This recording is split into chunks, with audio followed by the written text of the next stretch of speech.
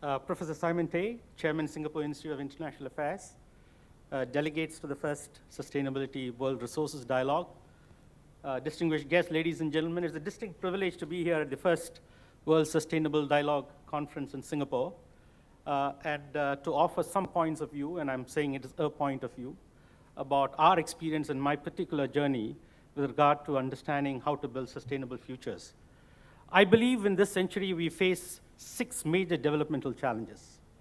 The first is food security. The second is water security.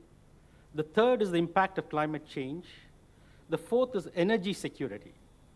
The fifth is how do we build a new paradigm of sustainable, profitable growth without appropriating or depleting natural capital in a massive way as we are doing now. And finally, how do we reduce inequality in terms of finding inclusive growth? Just as a data point, in 1990, the world produced, in terms of GDP, $27 trillion on PPP basis. In 2013, the world's economic output grew more than 3.5-fold from 1990 to roughly $85 trillion. In 1990, we had people below the poverty line, 950 million people. In 2013, we have people below the poverty line, 880 million people. We grew world output 3.5 times in that period. We hardly made a dent on poverty. And this is a problem facing even the most successful models, where growth is coming with increasing Gini coefficients and increasing inequality. These are the 6 key developmental challenges all of us face this century. All of these challenges are actually got interrelated causes, are correlated in some sense, and have interlocked causes. But most policymakers, governments, think tanks see each of these developmental challenges as separate silos. And we have different people working on water security, some working on energy security, some working on more equitable growth, sustainable futures. But really, nobody has really looked at integrating all of these problems because they're so closely linked together. Since I have just a brief while to frame the topic, I'm going to take a lens of food security to look at how these causes are all sort of interrelated. The whole of the 20th century, economic output grew by 20-fold. Population expanded 4-fold. Demand for resources, commodities, increased between 600 and 2,000%. And yet, the 100-year period in the 20th century, we had a 50% decline in real commodity prices. So the boom that we saw in the 20th century was fueled by declining real commodity prices. There has been an inflection point beginning of this century, the last 13 years. Commodity prices have just taken off, and there's been a step order change. So how do you find profitable growth in the background of rising, soaring, volatile commodity prices? During the period 1980 to 2000, energy prices declined 37%. During the period 2001 to 2013, energy prices went up 260%. Metals and materials prices, including iron ore, steel, etc., declined in the 20-year period 80 to 2000 by roughly 22%. And since then, it has grown by 176% in the last 13 years. Wheat prices during the 20-year period declined by roughly 32%. In the last 13 years, it has grown by 208%. Corn prices declined 22%. In the last 13 years, it has grown by 238%. Rubber prices declined 55%. In the last 13 years, it has grown by 357%. This is not to impress you with statistics, but across the board, there has been a step order change in commodity prices. We saw a food price crisis in 2008, June, and that was sandwiched between the Bear Stearns collapse in January of that year and the Lehman collapse in September of that year. The height of the global financial crisis, we had a food price crisis where the FAO food price index touched 222. And that is significant because the previous food price crisis was way back in 1974. And we said this was a flash in the pan, it was cyclical, not structural, and lo and behold, in 2011, February, we had the next food price crisis. 2012, September, we had the third food price crisis. So after 1974, in a matter of 4 years, we have had 3 major food price crises. In 2008, the World Bank said during that food price crisis, there were riots in 47 countries, multiple deaths. and more than 44 million people, according to the World Bank, in that food price crisis, fell below the poverty line. There's a famous Spanish proverb: the difference between anarchy and civilization is just 7 meals apart. Try going hungry for 7 meals consecutively. You will be terribly irritable. A lot of the things that we saw in the Middle East during the Middle East uprising was 60–70% youth unemployment, and combined with food price increases, and food price went up by between 50 and 60%. And if you look at developing economies, it hurts very differently. In India, if you look at the total consumption basket, about 60% is towards food. In China, it is 45%. In Singapore, it is 9%. In the US, it is 7%. But when you're spending 60, and in sub-Saharan Africa, it is 70 to 80%. When you're spending 70 to 80% of your consumption expenditure on food, there's a 50–70% food price inflation, you're asking for real trouble. So we have seen all of that happen. So what are the causes, what are the solutions? So firstly, as far as food is concerned, there's a growing population. We are 70–80 million people. We are adding to the world population each year. It took us all of humanity to get to 1 billion population in 1800, then 130 years to double it to 2 billion in 1930. Then it took us 33 years to get to the 3 billion in 1963, roughly. And then it took us 14 years, 13 years, and 12 years to add the 4th, 5th, 6th, and 7th billion people on the world. 8.35 billion is our forecast for 2030. 9.2 to 9.5 billion is our forecast by 2050. Nigeria today has a population of roughly 170 million people. By 2050, it is expected to have a population of 400 million people. And by 2100, Nigeria will be 1 billion people. There are going to be 10 out of the top 20 countries in Africa with populations in excess of 200 million people. So the size, roughly, of Indonesia, we're going to have 10 countries in Africa which is going to have that population. So there are more mouths to feed. It's not a new problem. We have coped with it admirably in the past.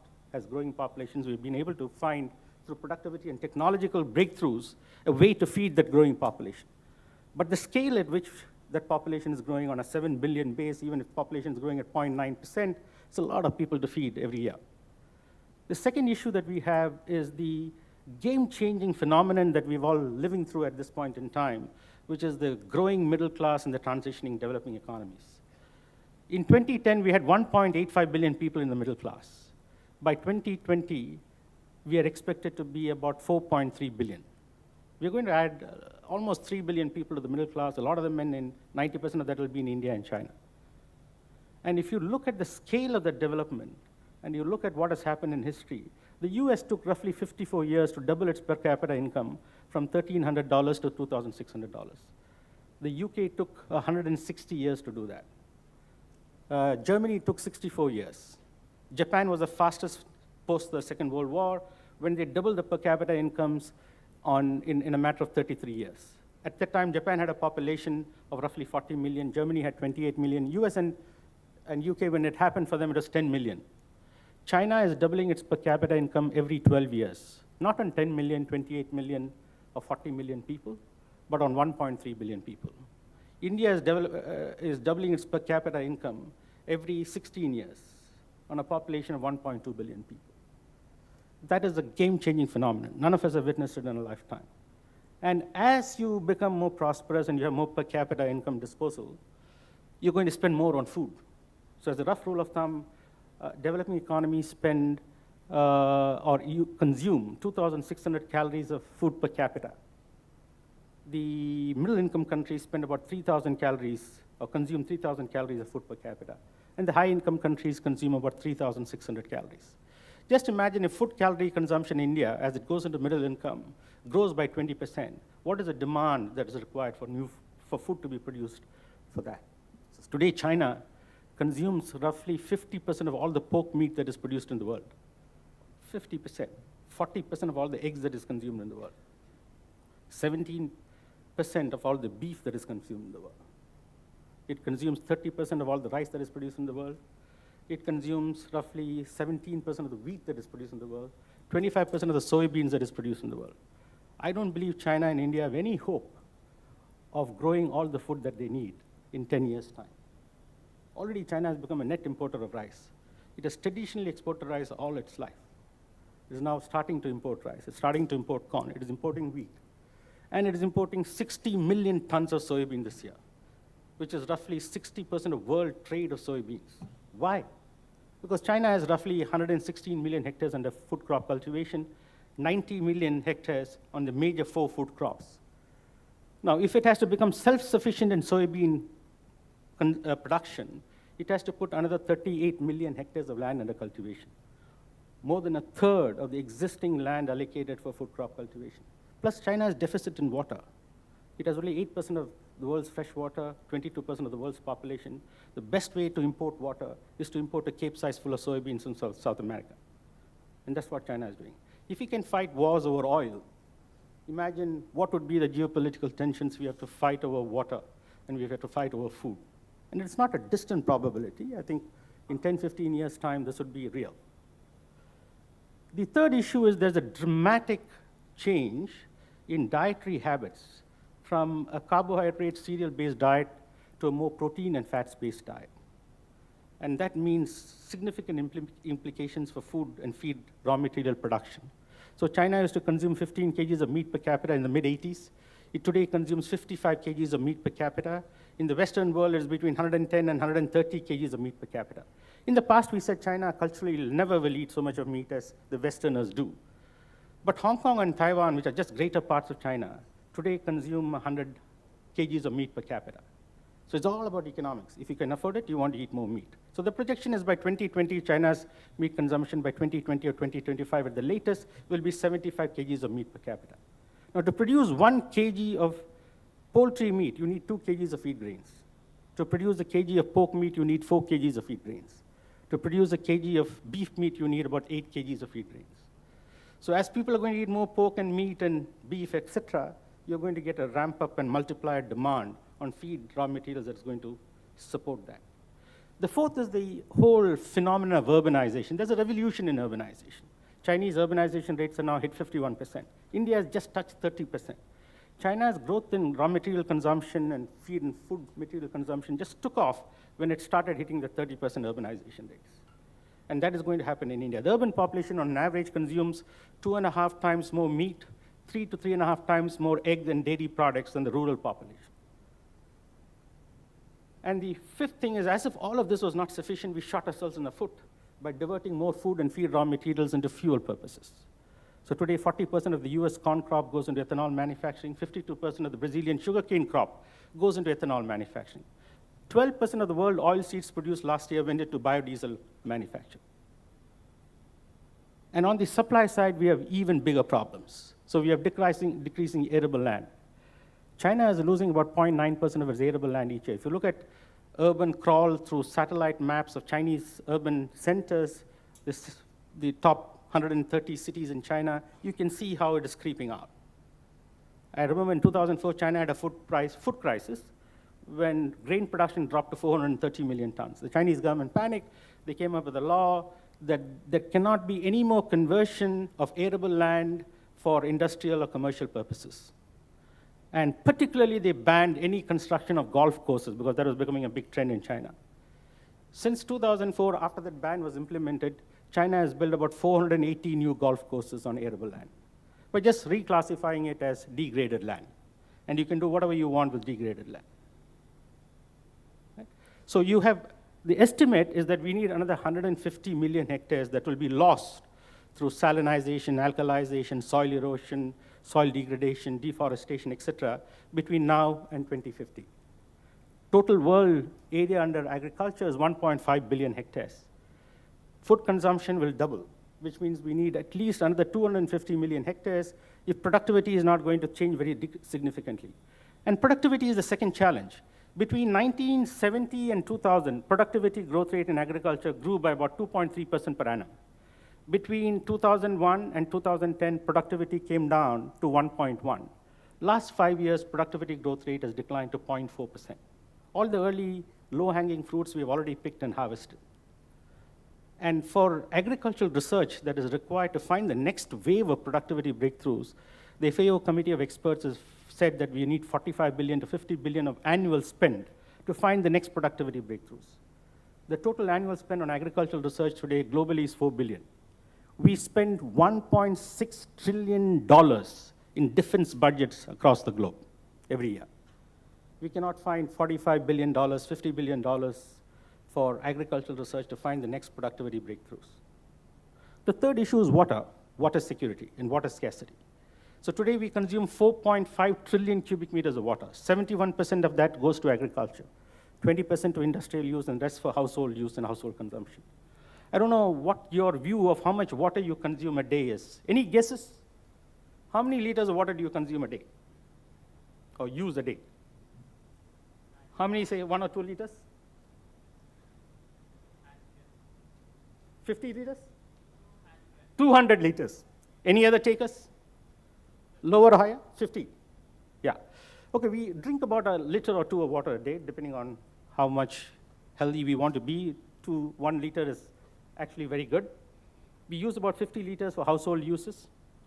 But for our food, we consume roughly 3,600 liters of water a day in Singapore. If you take a breakfast today that you ate, if you've eaten, let me look at a hearty breakfast. A toast, to produce a slice of toast, you need 40 liters of water. If you had 2 hash browns, it's 1 potato, which requires 24 liters of water. If you had a roasted tomato along with that, that was 13 liters of water. If you had a bowl of cereal with a glass of milk, 140 liters of water. If you had a cup of coffee, 120 liters of water. If you had 2 eggs, 260 liters of water. If you had 2 strips of bacon, 320 liters of water. This cotton shirt that I'm wearing today is 4,000 liters of water to produce. This leather shoes is 8,000 liters of water to produce.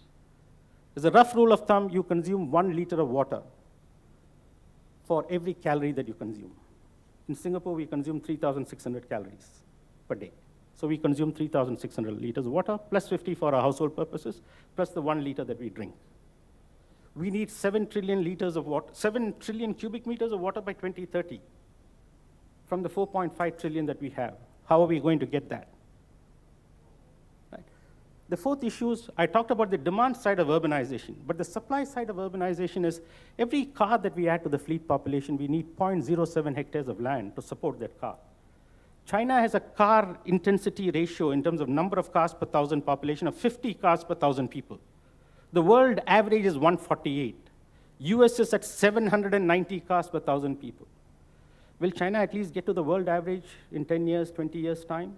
Or will it get to the usage intensity that Japan has, 2 cars for every person? If it does, 630 million new cars will be added to the Chinese roads. Today, China has roughly 80 million cars. 50 million hectares will be taken out of cultivation. More than half its acreage under food crop production. Climate change, all of you have read the IPCC reports. There's estimate that the Himalayan glaciers will melt by 2035. It impacts 7 major river systems, the Ganges in India, the Brahmaputra in Bangladesh, the Indus in Pakistan, the Irrawaddy in Myanmar, the Yangtze Yellow rivers in China, the Mekong Delta, 104 billion people dependent on these drainage basins for their agriculture. Even the most hardened skeptics who didn't believe there was any causality between the frequent episodes of weather-related phenomenon that we are seeing, storms, floods, fires, droughts in different parts of the world, are now beginning to converge to the view, and there's a consensus that 0.8 degrees centigrade rise in temperature over the last 100 years has caused havoc. McKinsey estimates that there will be 66 gigatons of carbon dioxide that we will additionally emit by 2030, which will take world temperatures up, global temperatures up, global warming up by 5 degrees centigrade. The world leaders are not able to agree to a 2 degrees or 2.5 degrees centigrade increase in global temperatures. So the idea was not to really reassure you. My job here today was to make you feel restless, because governments and policymakers are clueless on what needs to be done, and they're just kicking the can down the road. Your children, my children party very hard and have a very indulgent lifestyle. But one thing that they are so much better than all of us in my generation is that they're environmentally so much more sensible. They will never allow me to go and have a shark's fin soup. So what is the externalities that we create? So Truecost is a company that looked at in 2011, they looked at the world's 3,000 largest corporations. And those 3,000 largest companies in the world in 2011 generated a profit after tax of $6.5 trillion that year. And they estimated what was the cost of the externalities, how much of the natural capital, how much of emissions, et cetera, waste, effluent, footprint did they leave behind. And that was estimated at about $2.5 trillion. Roughly 40% of all the value that was created, there's actually, so this is the whole issue what Simon mentioned about private profits and public losses. How much did the palm companies and the palm growers in Indonesia generate in terms of value, and how much did public lose in terms of the value that they generated? So I've tried to do a cost of what is the footprint that Olam has in terms of water, in terms of carbon dioxide emissions, in terms of bio-waste emissions, and we have totaled it up to $200 million. And last year my profit was just $400 million. So 50% of the profits that I've generated, I've actually taken from Mother Nature and depleted natural capital, and because its back office is not set up as yet, it is not issuing me those invoices. You know, for my almond plantations in California and Australia, I need 4.7 billion bees. I pay $18 million annually for getting those bees. The rest of the world, the bees that cross-pollinate flowering plants, the value of the output they generate is $300 billion. They don't issue an invoice to anybody. It is in nature. The Amazonas, which is not only a great store of biodiversity, the biggest issue about the Amazonas is a big rain factory. 20 billion tons of water vapor it sort of absorbs and precipitates through the La Plata Basin, where the agricultural economy in Mato Grosso, Uruguay, Paraguay, and Argentina is huge. But do any of the farmers, they pay an invoice for the rain and water that they get to somebody in the Amazonas? No. Puma was the first company that had the guts to say that we are a $2.7 billion company, we generate $270 million of after-tax profits. Our carbon footprint is $100 million, which we have got free in terms of the emissions, et cetera, that we have created. So I will leave it with that and answer any questions you have with the panel. Thank you.